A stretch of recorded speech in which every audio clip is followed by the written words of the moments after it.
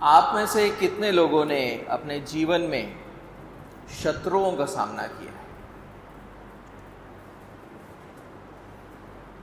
मेरे ख्याल से हम सब लोगों ने शत्रुओं का सामना किया होगा हमारे जीवन में। वो हमारे सामने अलग अलग रूप में आते हैं। शत्रु अलग अलग रूप में हमारे सामने आते हैं। वो आपका बॉस हो सकता है, कार्यस्थल पर आपका बॉस हो सकता है, जो लगातार कोई ना कोई बहाना ढूंढता रहता है ताकि आपको नौकरी से निकाल दे। वो आपका पड़ोसी हो सकता है, जो लगातार ऐसी चीजों को करता रहेगा ताकि आपका जीवन दुख से भर जाए। वो आपका अध्यापक हो सकता है, जो हर बात में आपकी गलती ढूंढने में लगा रहता है। वो आपका सहविद्यार्थी हो सकता है, जो हमेशा आपकी बुराई दूसरे दोस्तों से करता है। या आपका कोई कुटुंबी जन हो सकता है, जो हर मौके पर आपकी निंदा करता है दूसरे कुटुंबी जनों से। जब ऐसे शत्रु हमारे विरुद्ध उठते हैं, तब हम मसीही लोगों को क्या करना चाहिए?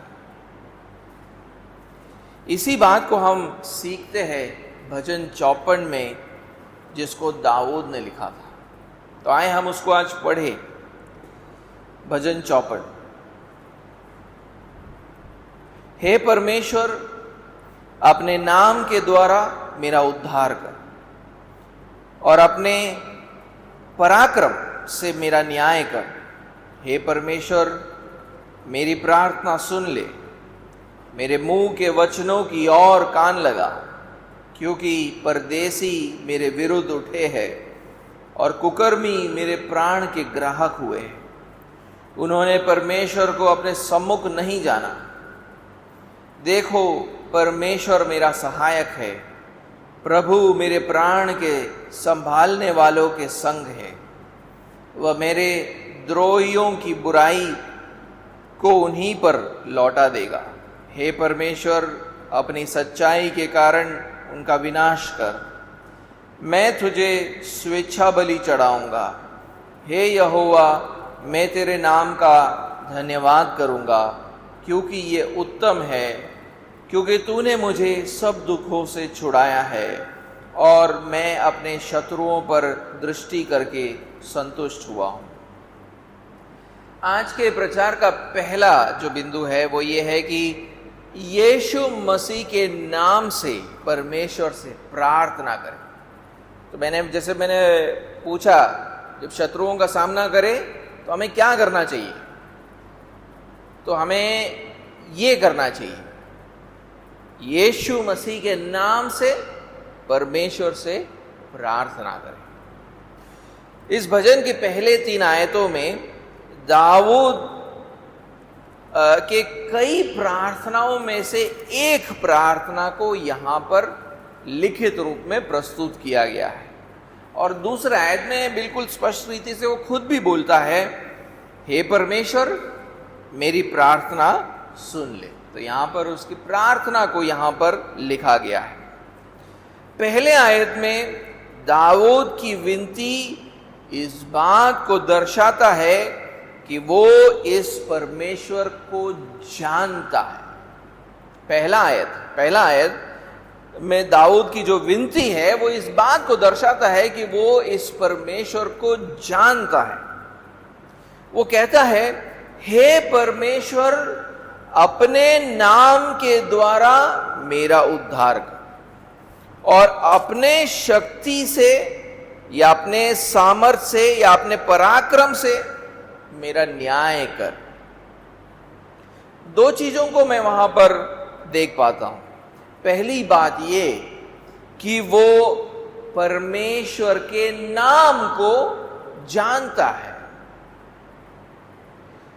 ये बहुत ही महत्वपूर्ण है, क्योंकि हम बाइबल के अंदर देखते हैं कि परमेश्वर अपने नाम का प्रकाशन सिर्फ अपने चुने हुए लोगों पर करता है। परमेश्वर अपने नाम का प्रकाशन सिर्फ अपने चुने हुए लोगों पर करता है। और परमेश्वर ने अपने नाम का प्रकाशन पहली बार किस पर किया? परमेश्वर ने अपने नाम का पहली बार प्रकाशन इज़राइल के देश पर किया। उसने अपने नाम का प्रकाशन अब्राहम, इसहाक और याकूब के संतानों पर किया था।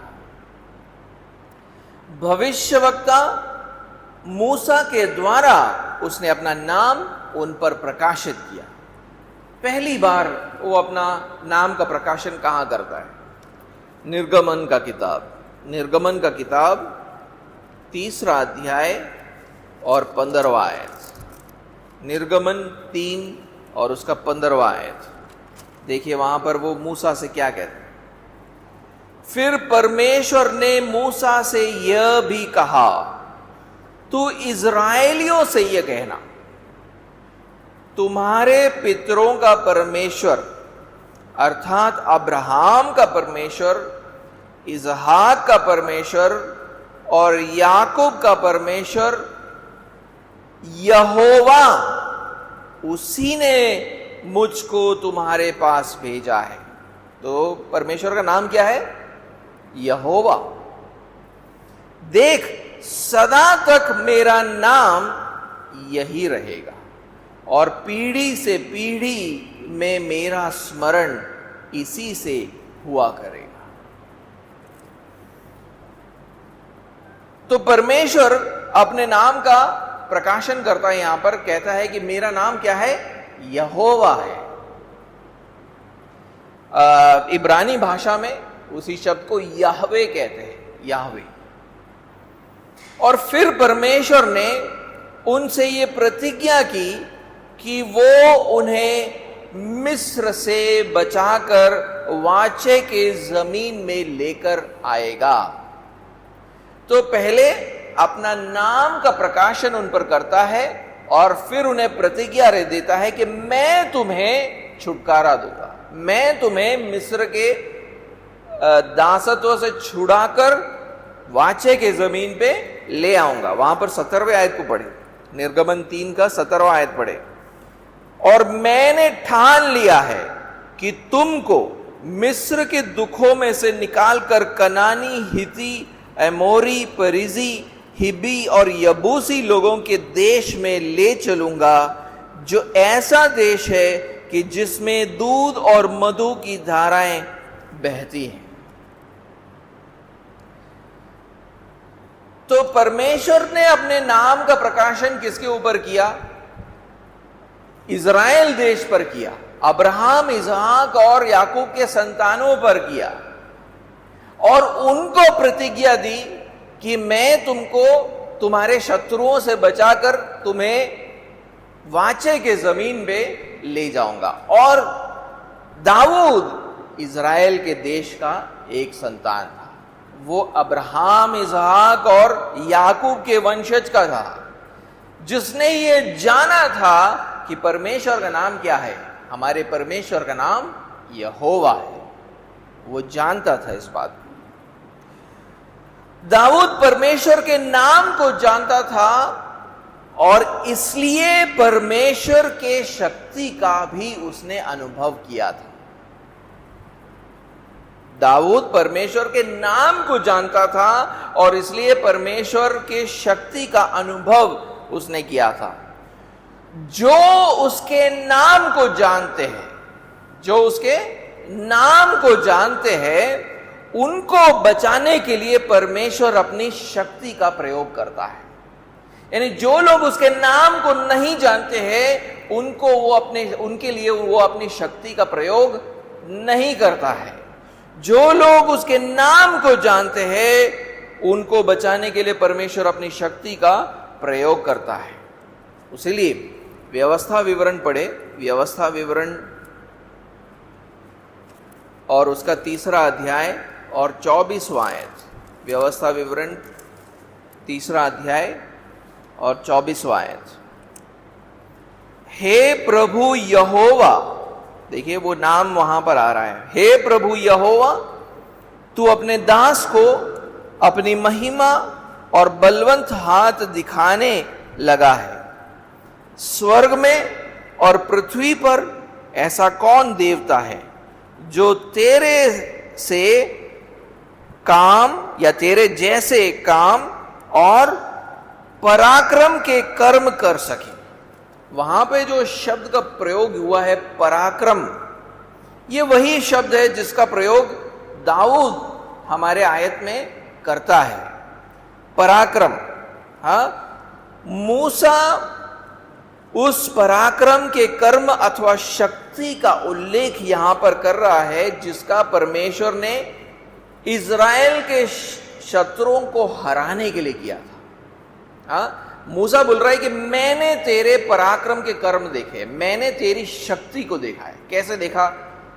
परमेश्वर ने कैसे इज़राइल को अलग अलग राजाओं, अलग अलग राज्यों से बचाकर कैसे उनको वाचे की जमीन पर लेकर आया। उन्होंने देखा कि परमेश्वर का शक्ति अथवा उसका पराक्रम कैसा है, और उसलिए वहां पर वो लिखता है कि मैं तेरे पराक्रम को जानता हूं, मैं तेरे शक्ति को जानता हूं। हमने उसका अनुभव किया है।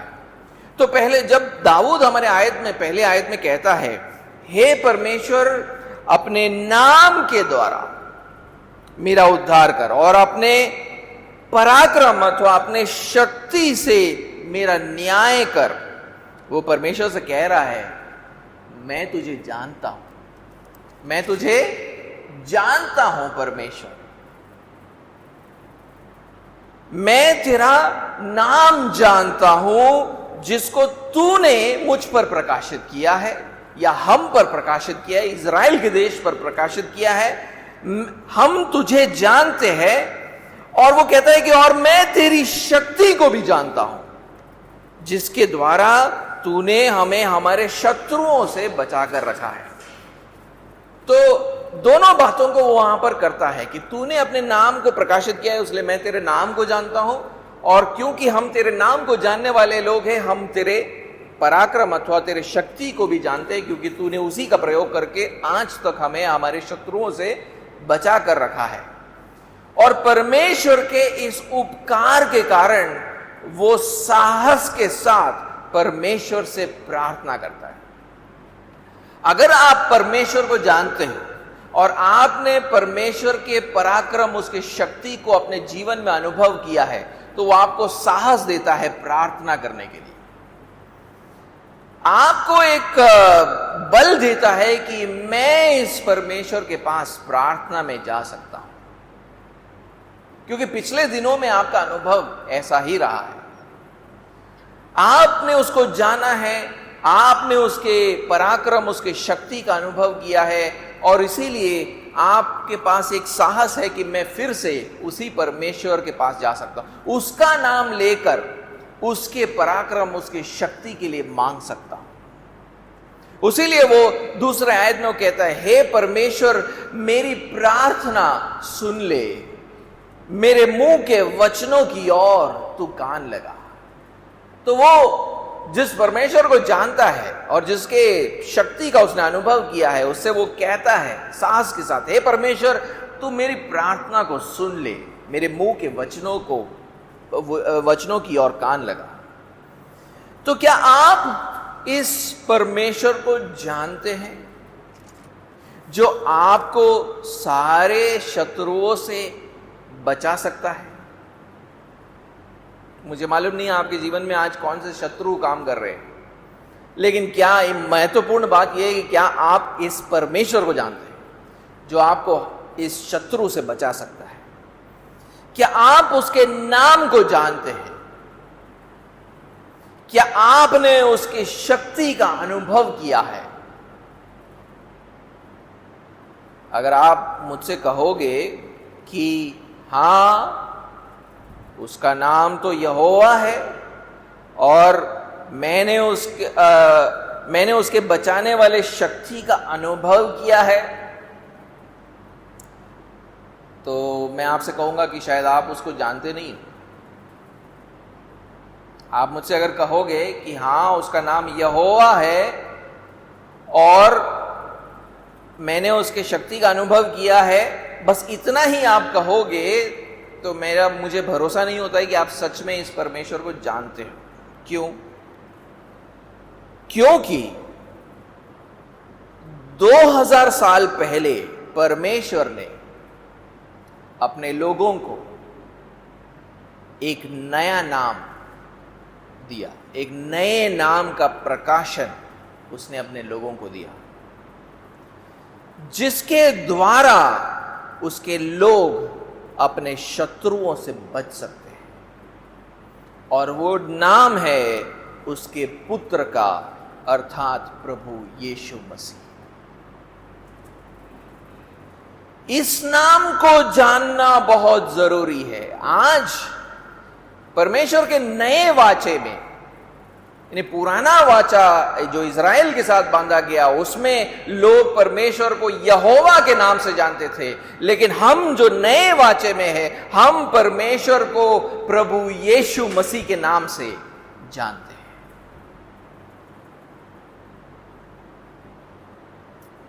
इस नाम को जानना बहुत जरूरी है, क्योंकि अब इस नाम के द्वारा ही आप अपने सारे शत्रुओं से बच सकते हो। आप अगर अपने शत्रुओं के बारे में परमेश्वर से प्रार्थना कर रहे हो, तो आपको किस नाम से उसके पास जाना है? प्रभु यीशु मसीह के नाम से उसके पास जाना है। देखिए, हमारा सबसे बड़ा शत्रु, अब आपको यह भी जानने की जरूरत है कि हमारा सबसे बड़ा शत्रु हमारे मानवीय शत्रु नहीं है। हमारे मानवीय शत्रु नहीं है। हमारे सबसे बड़े शत्रु तो वो दुष्ट आत्मिक ताकतें हैं जो हमारे मानवीय शत्रुओं के पीछे कार्य करते हैं।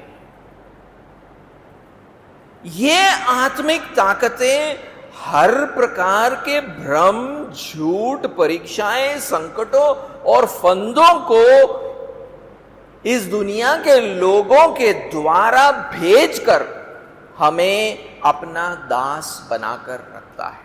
हमारा जो शत्रु है, जो हमारा रियल शत्रु है, वो ये दुष्ट आत्मिक ताकतें हैं जो हमारे मानवीय दुश्मनों के पीछे कार्य कर रहा है। हम उनको देख नहीं पाते, हम सिर्फ अपने मानवीय शत्रुओं को देख पाते हैं, लेकिन उसके पीछे कार्य करने वाले ये अनदेखे शत्रुओं को हम देख नहीं पाते।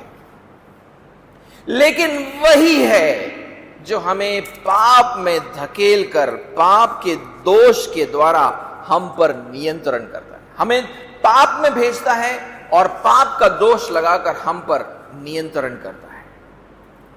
लेकिन क्रूस पर परमेश्वर के पुत्र यीशु मसीह ने क्या किया? हमारे पापों का दंड सहा, हमारे पापों का दंड सहा। और हमने जब प्रभु यीशु मसीह पर विश्वास किया, तो परमेश्वर ने हमारे पापों को क्या किया? क्षमा किया। तब क्या हुआ? हमारे कंधों पर से पाप का दोष हट गया, और जब पाप का दोष हट गया तो क्या हुआ? इन दुष्ट आत्मिक ताकतों के चंगुल से हम बच निकले। वो हमें कैसे नियंत्रित करते थे? पाप का दोष लगाकर। अब पाप का दोष नहीं बच गया तो वो हमें कैसे नियंत्रित करे?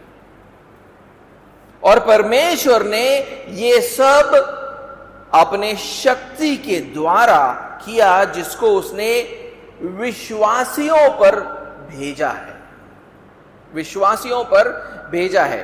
तो परमेश्वर आपके सामने प्रभु यीशु मसीह का नाम प्रकाशित करता है, और जब आप उसको जान जाते हो, तब परमेश्वर अपने शक्ति से आपको अपने शत्रुओं से, आत्मिक शत्रुओं से वो बचा लेता है।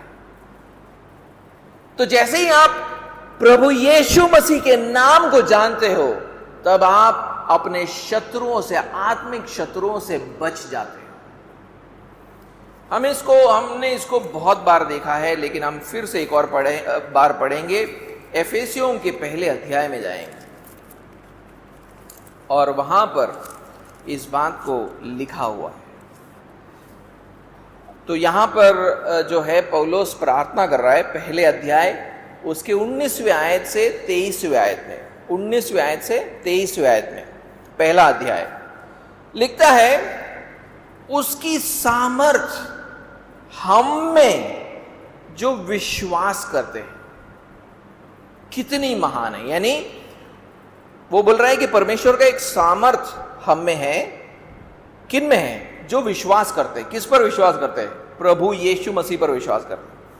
वो एक महान सामर्थ है, उसकी शक्ति के प्रभाव के उस कार्य के अनुसार। तो अब वो सामर्थ के बदले शक्ति शब्द का प्रयोग करते हैं। उसकी शक्ति के प्रभाव के उस कार्य के अनुसार जो उसने मसीह में किया, कि उसको मरे हुओं में से जिलाकर स्वर्गीय स्थानों में अपनी दाहिने और सब प्रकार की प्रधानता, अब जो है दुष्ट आत्मिक ताकतों की बात कर रहे हैं, सब प्रकार की प्रधानता और अधिकार और सामर्थ और प्रभुता के और हर एक नाम के ऊपर, जो न केवल एक इस लोक में पर आने वाले लोक में भी लिया जाएगा, बैठाया और सब कुछ उसके पांवों तले कर दिया और उसे सब वस्तुओं पर शिरोमणि ठहराकर कलीसिया को दे दिया।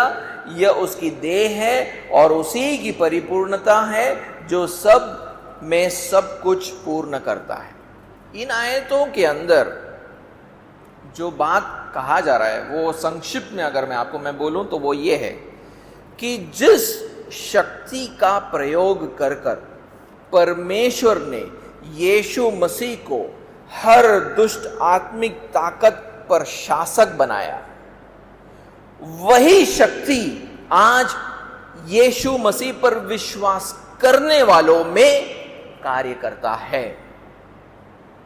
जो भी प्रभु यीशु मसीह पर विश्वास करते हैं वो आज उन दुष्ट आत्मिक ताकतों पर राज्य कर रहे हैं। वही दुष्ट आत्मिक ताकतें जिसके हम पहले दासत्व में थे। तो हम जैसे ही प्रभु यीशु मसीह को जानते हैं तो क्या होता है? परमेश्वर अपने सामर्थ्य से हमें स्वर्गीय स्थानों में उसके साथ बिठाता है और हमें हर दुष्ट आत्मिक ताकतों के ऊपर विजय दिलाता है, और उसके बाद हम उनके ऊपर राज्य करते हैं और हम उनके दास नहीं बच गए।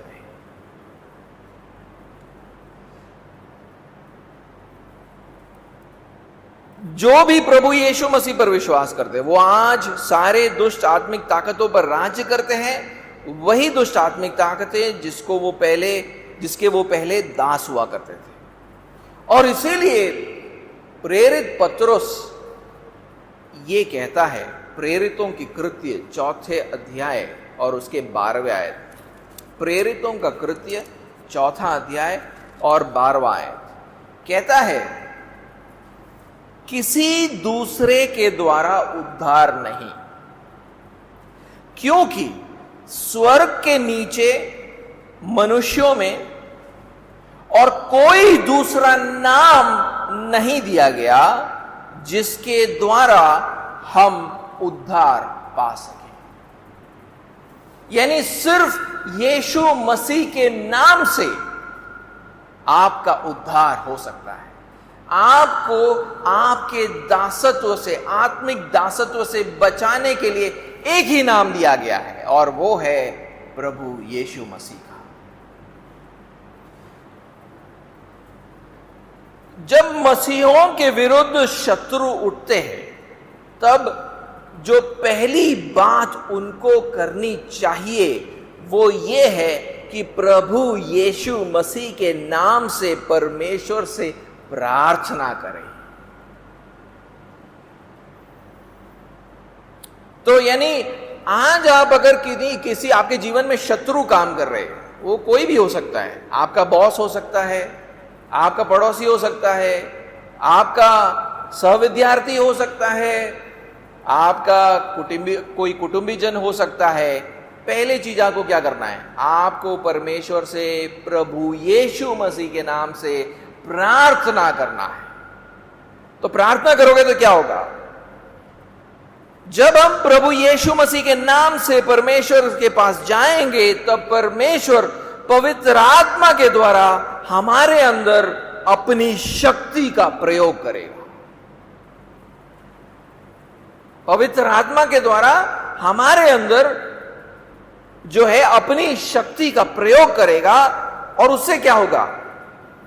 पवित्र आत्मा के द्वारा वो हमें स्वर्गीय बुद्धि और हर प्रकार के आत्मिक आशीषों को देगा, जिसके द्वारा हम अपने शत्रुओं के ऊपर विजय प्राप्त कर पाएंगे। परमेश्वर ने ऐसा कभी किया है कि ऊपर से कुछ बिजली गिराकर आपके शत्रुओं को मार दिया? ऐसा तो नहीं होता है, अक्सर वैसे नॉर्मली नहीं होता है। परमेश्वर ने किसी आपके शत्रु को बिजली गिराकर नहीं मारा है। परमेश्वर का जो सामर्थ है वो आपके अंदर कार्य करता है। और किस लिए कार्य करता है?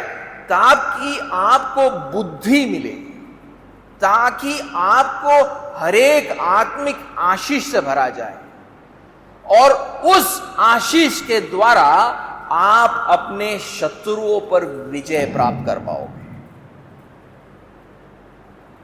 तो परमेश्वर आपको आपके शत्रुओं से बिजली गिराकर बचाता नहीं है, वो आपके अंदर, क्योंकि आप यीशु मसीह के नाम को जानते हो, वो आपको अपना सामर्थ, अपनी शक्ति देता है आपके अंदर, ताकि आपको बुद्धि, ज्ञान प्राप्त हो, हर आत्मिक आशीष प्राप्त हो, जिसके द्वारा आप अपने शत्रुओं को हरा पाओगे।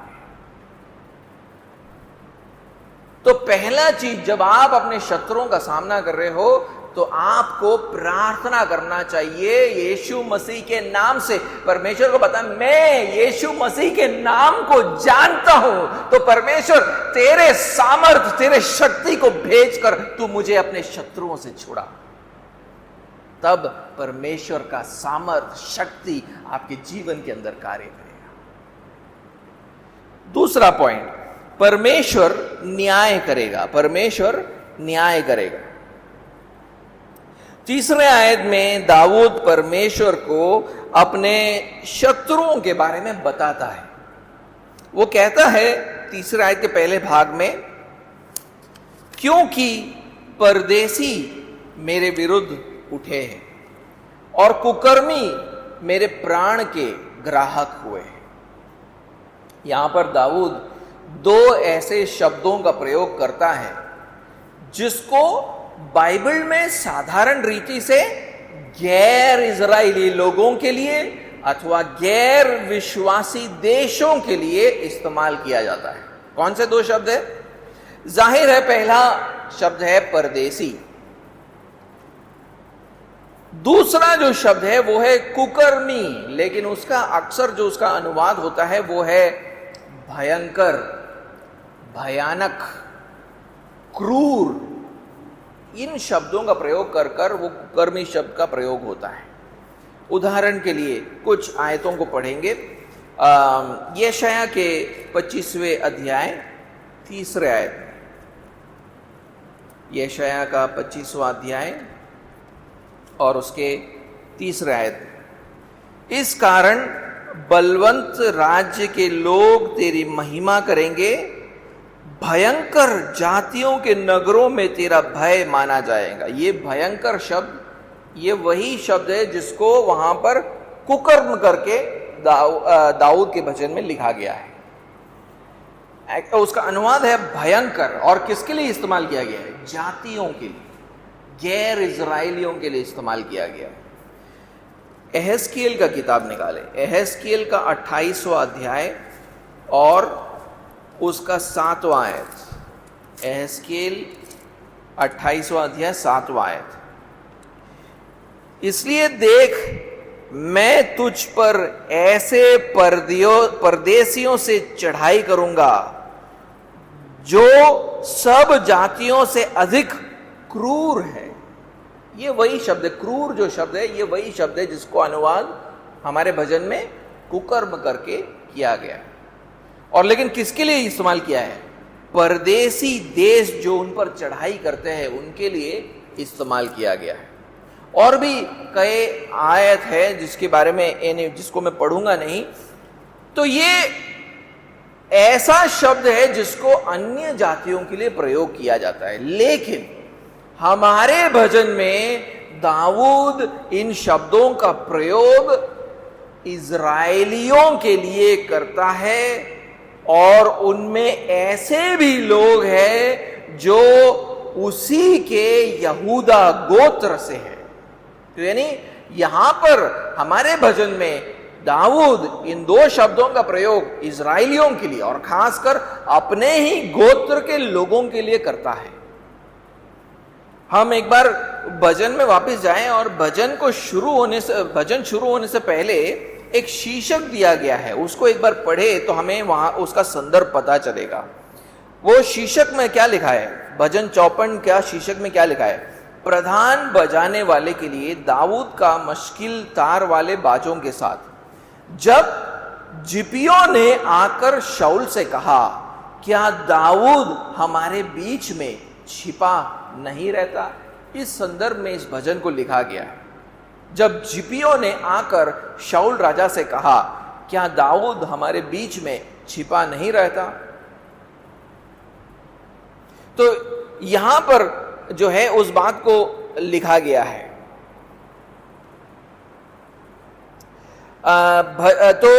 वो इन जिपियों के की बात कर रहा है जो यहूदा गोत्र से थे, जो दाऊद के गोत्र से थे। उन्होंने उसे शाऊल राजा को सौंपने का प्रयास किया। शाऊल राजा जो उसे मारने का प्रयास कर रहा था, उसके हाथों में देने का प्रयास किया। किसने? उसी के गोत्र के लोगों ने, जिपियों ने। हम उसको पढ़ेंगे, कहां पर लिखा है इसके बारे में? पहला शमूएल और उसका 23वां अध्याय, पहला शमूएल 23वां अध्याय 19 और 20 लिखा है। तब जिपी लोग गिबा में शाऊल के पास जाकर कहने लगे, दाऊद तो हमारे पास होरेश के गढ़ों में अर्थात उस हकीला नामक पहाड़ी पर छिपा रहता है जो यशीमोन के दक्षिण की ओर है। इसलिए अब हे राजा, तेरी जो इच्छा आने की है तो आ और उसको राजा के हाथ में पकड़वा देना हमारा काम होगा। ये उन्होंने पहली बार किया, असफल हुए। दूसरी बार भी इसको किया। 26वें अध्याय का पहला 2 आयत पढ़े, 26वां अध्याय पहले 2 आयत। फिर जिपी लोग गिबा में शाऊल के पास जाकर कहने लगे, क्या दाऊद उस हकीला नामक पहाड़ी पर जो यशीमोन के सामने है छिपा नहीं रहता? तब शाऊल उठकर इजराइल के 3000 छाटे हुए योद्धा संग लिए हुए गया कि दाऊद को जीप के जंगल में खोजे। देखिए, 2 बार उन्होंने इसका प्रयास किया था। वो इजराइल के पुरुषों को यहां पर परदेसी और कुकर्मी अथवा भयंकर, भयानक, क्रूर बुलाता है। इसका उत्तर यानी वो क्यों ऐसा बुलाता है, इसका उत्तर हम 3रे आयत के दूसरे भाग में पाते हैं, जहां पर क्या लिखा है? वहां पर वो लिखता है, उन्होंने परमेश्वर को अपने सम्मुख नहीं जाना। उन्होंने परमेश्वर को अपने सम्मुख नहीं जाना। यह वैसा ही वाक्य है जिसको दाऊद ने भजन 52 के 7वें आयत में दोएग एदोमी के लिए इस्तेमाल किया था। आपको अगर याद हो तो भजन 52 के 7वें आयत में उसने दोएग एदोमी के लिए ऐसा ही एक वाक्य का इस्तेमाल किया था। वहां पर उसने कहा था, देखो ये वही पुरुष है जिसने परमेश्वर को अपनी शरण नहीं माना। हमारे भजन में दाऊद कह रहा है कि भले ये लोग जो मेरे दुश्मन हैं वो इजरायली है, उन्होंने परमेश्वर पर भरोसा नहीं किया है, उसको अपना शरण नहीं मानते हैं, क्योंकि एक सच्चा विश्वासी कभी भी एक दूसरे विश्वासी के विरुद्ध खड़ा नहीं होता है। एक सच्चा विश्वासी कभी भी दूसरे विश्वासी के प्राण का ग्राहक नहीं बनता है। उसीलिए दाऊद अपने शत्रुओं से कहता है, अपने शत्रुओं को क्या बुलाता है, तुम तो परदेसी हो, कुकर्मी, भयंकर, भयानक, क्रूर लोग हो। वो कह रहा है कि ये सच्चे विश्वासी नहीं है, बल्कि विश्वासियों के भेष में अविश्वासी है। प्रेरित यूहन्ना भी अपने पत्रों में इसी विषय के बारे में लिखता है। आप एक बार पहले यूहन्ना में जाएं, पहला यूहन्ना और उसका 2 अध्याय और 11वां आयत पढ़ें। पहला यूहन्ना 2 अध्याय 11वां आयत लिखता है, पर जो कोई अपने भाई से बैर रखता है वो अंधकार में है और अंधकार में चलता है और नहीं जानता कि कहाँ जाता है, क्योंकि अंधकार ने उसकी आंखें अंधी कर दी है। 3 अध्याय 15वां आयत, 3 अध्याय 15वां आयत, जो कोई अपने भाई से बैर रखता है वो हत्यारा है, और तुम जानते हो कि किसी हत्यारे में अनंत जीवन नहीं रहता है। 4 अध्याय 20वां आयत, यदि कोई कहे मैं परमेश्वर से प्रेम रखता हूं और अपने भाई से बैर रखे तो वो झूठा है, क्योंकि जो अपने भाई से जिसे उसने देखा है प्रेम नहीं रखता, तो वो परमेश्वर से भी जिसे उसने नहीं देखा प्रेम नहीं रख सकता। एक अविश्वासी विश्वासी के साथ जो दुष्टता को करता है, विश्वासी उस दुष्टता को कभी लौटा कर नहीं देता। यानी अविश्वासी विश्वासियों के साथ ये कर सकते हैं, लेकिन विश्वासी कभी किसी को ये लौटा कर नहीं देता। यानी उसने मेरे साथ ऐसा किया तो मैं उसके साथ ऐसा करूंगा। वो क्रोध में अपने शत्रु के खिलाफ उठता नहीं है, वो उसके प्राण का ग्राहक नहीं बनता है, बल्कि वो तो न्याय के लिए क्या करता है, परमेश्वर पर भरोसा रखता है। यानी वो बदला नहीं लेता, लेकिन परमेश्वर पर भरोसा रखता है न्याय के लिए। उसीलिए 4 आयत के पहले भाग में फिर देखिए दाऊद कहता है, देखो परमेश्वर मेरा सहायक है। और परमेश्वर ने दाऊद की सहायता कैसे की? दाऊद 4 आयत के दूसरे भाग में कहता है, प्रभु मेरे प्राण के संभालने वालों के संग में है। भयानक क्रूर मनुष्य दाऊद के प्राण के ग्राहक थे, लेकिन परमेश्वर ने उसके प्राण को संभाले रखा। और बहुत बार दाऊद का ऐसा ही अनुभव रहा है। जब उसके पुत्र अबशलोम ने उसके खिलाफ बलवा किया और उसको मारने का प्रयास किया, तब परमेश्वर ने दाऊद को जीवित रखा। उसीलिए भजन 3 और उसके 5वें आयत में दाऊद कहता है, मैं लेट कर सो गया फिर जाग उठा, क्योंकि यहोवा मुझे संभालता है। और दूसरे हाथ पर दाऊद यह भी विश्वास करता था कि परमेश्वर उसके द्रोहियों की बुराई को उन्हीं पर लौटा देगा। तो यानी वो बोलता है कि मैं नहीं लौटाऊंगा, मेरा सहायक तो परमेश्वर है, वो मेरे प्राण को संभालेगा, लेकिन मेरे द्रोहियों को उनके दुष्टता के लिए लौटाना वो काम किसका है? वो परमेश्वर का है। इसको हम 5वें आयत में पढ़ते हैं। 5वें आयत में वो लिखता है, वो मेरे द्रोहियों की बुराई को उन्हीं पर लौटा देगा। दाऊद ये विश्वास करता था कि परमेश्वर उसके शत्रुओं को उनके दुष्टता के लिए बदला देगा।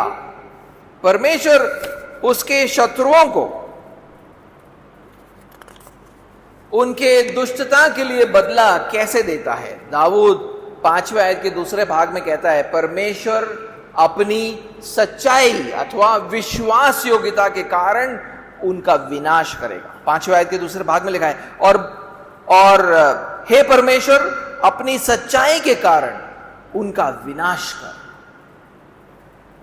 लेकिन परमेश्वर के का जो न्याय है वो दो धारी तलवार के समान है। एक हाथ पर वो हमारे शत्रुओं को उनके दुष्टता के लिए बदला देता है, और दूसरे हाथ पर हमारे प्रति सच्चाई और विश्वास योग्यता को दर्शाता है।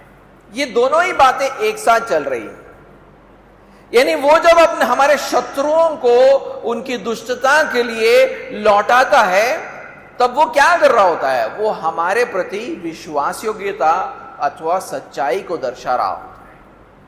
उदाहरण के लिए, परमेश्वर ने दाऊद के शत्रुओं का विनाश किया, लेकिन उसने ऐसा उसकी सहायता के लिए किया, दाऊद के सहायता के लिए किया, उसके प्राण को संभालने के लिए किया था। परमेश्वर ने दुष्ट मनुष्यों का विनाश किया ताकि धर्मी दाऊद के जीवन को संभाले रखा जाए। हम यहां पर क्या सीखते हैं? What do we learn here? पहली बात ये कि जब शत्रु हमारे विरुद्ध उठते हैं, तब हम दुष्टता का बदला दुष्टता से नहीं लेते हैं। आपकी दुश्मनी जिससे भी हो, हमारी दुश्मनी जिससे भी हो, हम उनकी दुष्टता से जवाब नहीं देते, क्योंकि हम ये विश्वास करते हैं कि बदला लेने का हक सिर्फ परमेश्वर का है। रोमियो का 12वां अध्याय पढ़े, रोमियो 12वां अध्याय और उसका 19वां आयत। रोमियो 12वां अध्याय 19वां आयत। हे प्रियो, बदला ना लेना, परंतु परमेश्वर के क्रोध को अवसर दो, क्योंकि लिखा है, बदला लेना मेरा काम है, प्रभु कहता है मैं ही बदला लूंगा। इस बात पर दाऊद भी विश्वास करता था, क्योंकि यह शिक्षा पुराने नियम से आता है कि हम बदला नहीं लेंगे। बदला लेने का काम किसका है? परमेश्वर का है। नीति वचन 20वां अध्याय पढ़े, नीति वचन 20वां अध्याय और उसका 22वां आयत। नीति वचन 20वां अध्याय और 22वां आयत। मत के मैं बुराई का बदला लूंगा, वरन यहोवा की बाट जोता रहे, वह तुझको छुड़ाएगा। कहता है कि मत बोलो कि मैं बुराई का बदला लूंगा, वरन यहोवा की बाट जोता रहे, वह तुझको छुड़ाएगा। जी हां, हम दुष्टता का बदला नहीं लेते हैं, बल्कि न्याय के लिए यहोवा की बाट जोते हैं। लेकिन यीशु मसीह ने हमें इससे भी बेहतर, यानी पुराने व्यवस्था से और भी बेहतर एक व्यवस्था को हमें दिया है, क्योंकि अब हमारे हृदयों को उसने परिवर्तित किया है। उसने हमें और भी एक बेहतर रास्ता दिखाया है। वो कहता है कि हमें सिर्फ परमेश्वर के न्याय के लिए नहीं प्रार्थना करना चाहिए, हमें सिर्फ परमेश्वर के न्याय के लिए नहीं प्रार्थना करना चाहिए, बल्कि हमारे शत्रुओं के लिए भी परमेश्वर से प्रार्थना करना चाहिए। यानी आज आपके दुश्मन जो भी हो, आपका बॉस, आपका पड़ोसी जो भी हो, आप प्रार्थना तो करें कि परमेश्वर तू न्याय कर, लेकिन आप अपने उस दुश्मन के लिए भी प्रार्थना करें। क्यों? क्योंकि यीशु मसीह देखिए क्या बोलता है, मत्ती का 5वां अध्याय, मत्ती का 5वां अध्याय और उसका 43वीं आयत से 45वां आयत, 43वीं आयत से 45वां आयत। तुम सुन चुके हो, कहा गया था अपने पड़ोसी से प्रेम रखना और अपने बैरी से बैर, परंतु मैं तुमसे यह कहता हूं कि अपने बैरियों से प्रेम रखो और अपने सताने वालों के लिए प्रार्थना करो, जिससे तुम अपने स्वर्गीय पिता की संतान ठहरोगे, क्योंकि वह भले और बुरे दोनों पर अपना सूर्य उदय करता है और धर्मी और अधर्मी दोनों पर मेघ बरसाता है। हमारे प्रार्थनाओं को सुनकर परमेश्वर दो बातों को कर सकता है। जब हम प्रार्थना करते हैं कि हे परमेश्वर तू न्याय कर, लेकिन हम अपने शत्रुओं के लिए भी प्रार्थना करते हैं, तो दो बातें परमेश्वर कर सकता है वहां पर। वो हमारे शत्रु को पश्चाताप और प्रभु यीशु मसीह पर विश्वास दिला सकता है। हम ऐसा करेंगे, देखिए हम अपने शत्रुओं के लिए प्रार्थना नहीं करते। जो बॉस हमारा दिन रात हमारा दिमाग खराब करता है, जो पड़ोसी हमको इतना दिन रात परेशान करता है, हम उनके लिए प्रार्थना नहीं करते हैं। लेकिन एक बात जान ले कि आप जब प्रार्थना करोगे उनके लिए, तो परमेश्वर ये कर सकता है, आपके ही दुश्मन को पश्चाताप और प्रभु यीशु मसीह पर विश्वास दिला सकता है। उस परिस्थिति में क्या होगा? उस परिस्थिति में उस पर जो न्याय होने वाला था वो तो यीशु मसीह के क्रूस पर ऑलरेडी हो चुका था। क्योंकि अगर वो यीशु मसीह पर विश्वास कर बैठता है तो उसका मतलब है कि उसके पापों का, उसकी जो दुष्टता जो उसने हमारे खिलाफ की है, उसका दंड किसने चुकाया था? 2000 साल पहले यीशु मसीह ने चुकाया था। जिस दुष्टता को हमारे शत्रु ने हमारे खिलाफ किया था, उसका दंड यीशु मसीह ने 2000 साल पहले दे दिया था। यही नहीं, उस परिस्थिति में हमारे शत्रुओं के पीछे कार्य करने वाले आत्मिक दुश्मन बहुत हानि उठाएंगे। समझ रहे हो? हम जब अपने दुश्मनों के लिए प्रार्थना नहीं करते हैं और वो पश्चाताप और विश्वास में नहीं आते हैं, तो क्या होता है? उनके पीछे कार्य करने वाले दुष्ट आत्मिक ताकतों को कोई हानि नहीं पहुंचता है। लेकिन अगर वो विश्वास में आ गए तो पीछे काम करने वाले हमारे सबसे बड़े दुश्मनों को बहुत हानि पहुंचती है। क्यों?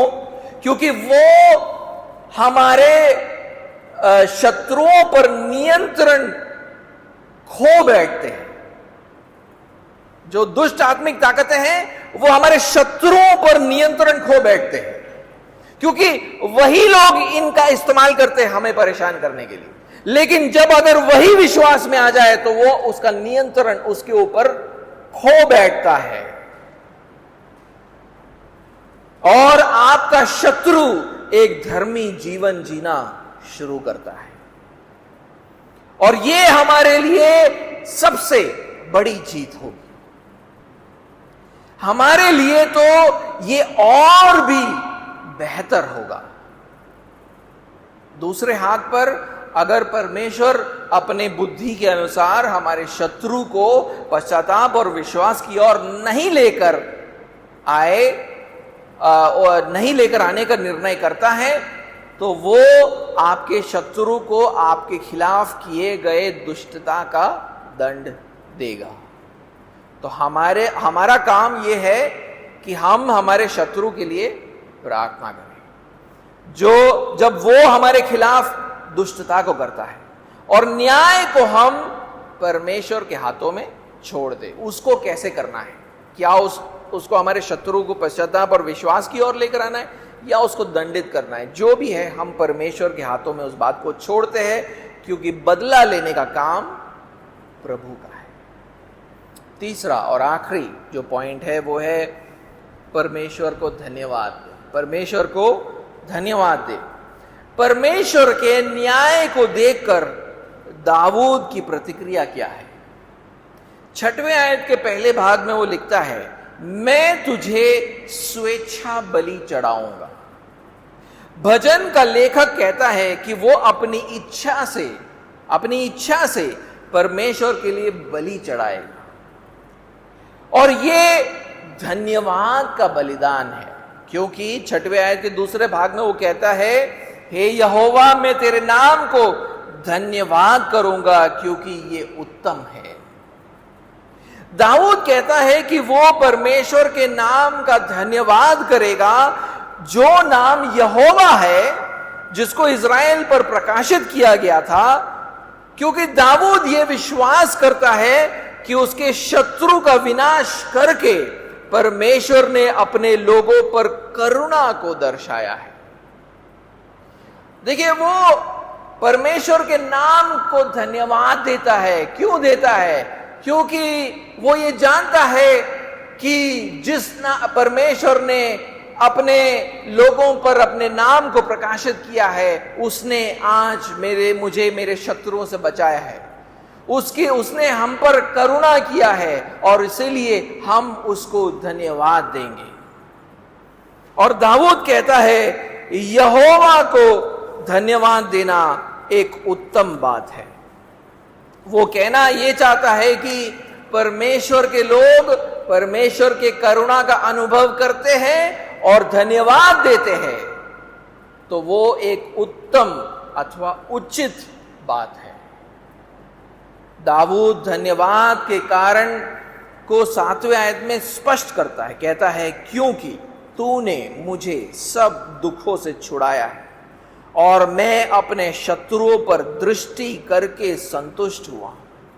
वो कहता है कि वो परमेश्वर को धन्यवाद इसलिए देता है क्योंकि परमेश्वर ने उसे सब दुखों से छुड़ाया। ये परमेश्वर की करुणा को दर्शाता है। परमेश्वर अपने लोगों को उनके सारे दुखों से छुड़ाता है, और फिर वो कहता है कि वो धन्यवाद इसलिए देता है क्योंकि वो अपने शत्रुओं पर दृष्टि करके संतुष्ट हुआ है, जिसका मतलब है कि उसने अपने शत्रुओं पर विजय पाया है। उसके शत्रु उसके विरुद्ध उठे थे, लेकिन अब वो उसके सामने हार चुके हैं। ये भी परमेश्वर की करुणा के कारण हुआ है। उसके धन्यवाद का यही कारण है। दाऊद की तरह हमें भी परमेश्वर को धन्यवाद देना चाहिए, खासकर इसलिए क्योंकि हम जानते हैं कि परमेश्वर ने हमें शैतान के राज्य से, हमारा जो सबसे बड़ा आत्मिक शत्रु, हमें शैतान के राज्य से बचाया है। जो हम और पौलुस अपने जीवन में लगातार इस बात के लिए परमेश्वर को धन्यवाद देता था। पौलुस जानता था कि मेरा सबसे बड़ा शत्रु मनुष्य नहीं, मनुष्यों के पीछे काम करने वाला वो शैतान है। और वो कहता है कि आज उस शत्रु का मेरे ऊपर कोई प्रभाव नहीं, उसके लिए मैं परमेश्वर को धन्यवाद दूंगा। कहाँ हम इस बात को पढ़ते? कोलोसियों का पहला अध्याय और उसका 12वां और 13वां आयत। कोलोसियों का पहला अध्याय 12वां और 13वां आयत। और पिता का धन्यवाद करते रहो, जिसने हमें इस योग्य बनाया कि ज्योति में पवित्र लोगों के साथ मिरास में सहभागी हो। उसी ने हमें अंधकार के वश का मतलब है शैतान के राज्य से छुड़ाकर अपने प्रिय पुत्र के राज्य में प्रवेश कराया है। इसके लिए वो लगातार परमेश्वर पिता को धन्यवाद देता रहता है। क्यों? कि तूने मुझे अपने सबसे बड़े आत्मिक दुश्मन से बचाकर निकाला है। हमें कैसे पता है कि शैतान के राज्य से हम बच निकले हैं? अपने जीवनों में पीछे मुड़कर देखो। एक समय था जब हम शैतान के प्रभाव में आकर पापमय जीवन जीते थे, लेकिन आज पाप पर एक विजयंत जीवन जी रहे हैं। यही इस बात का सबूत है कि परमेश्वर ने हमें अपने सबसे बड़े शत्रु से बचाया है।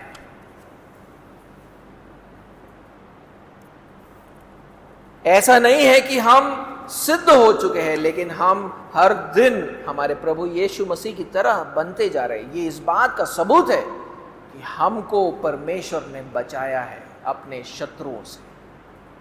और हमें परमेश्वर को धन्यवाद इसलिए भी देना चाहिए, सिर्फ आत्मिक शत्रुओं से बचाने के लिए नहीं, लेकिन हमारे दुष्ट मनुष्यों से बदला लिया, उसके लिए भी हम उसको धन्यवाद दें।